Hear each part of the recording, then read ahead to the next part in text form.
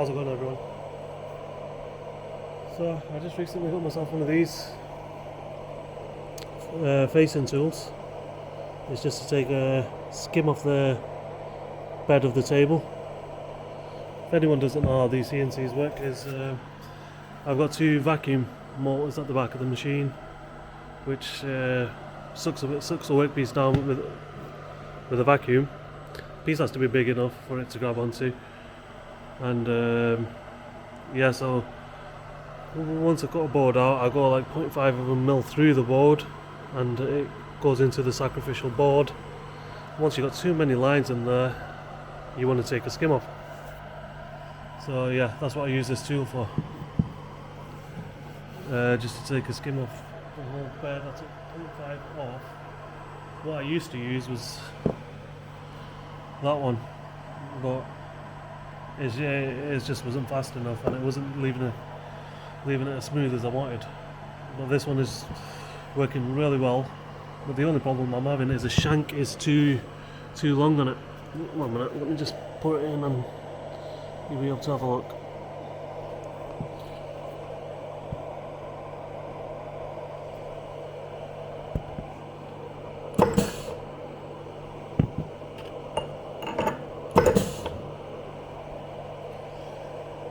Right, so when I'm doing a skim off the bed, because the extractor shoe, that's the shoe down, is not clearing to the bottom of the facing tool, it's making a hell of a lot of dust.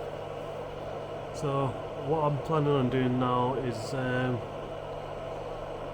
extending the shoe with something that I'm going to print on my 3D printer.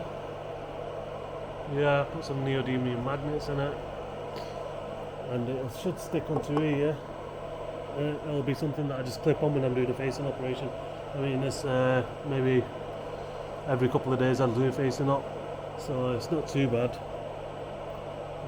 Yeah, just thought I'd let you know what we're up to. Show you the vacuum. So that's the vacuum on. Now if I was, it's moving now. Yeah, it's moving because the score lines, I've got too many scores in it now, and this is a fairly small piece. Yeah, so it will move with a fairly small piece. But if it had no score lines, it wouldn't be losing that much vacuum. So it should grab a piece that size. Alright, I'll just show you the vacuum motors. They just blower motors, really. Yeah, that's one there and one just there. They're the two vacuums.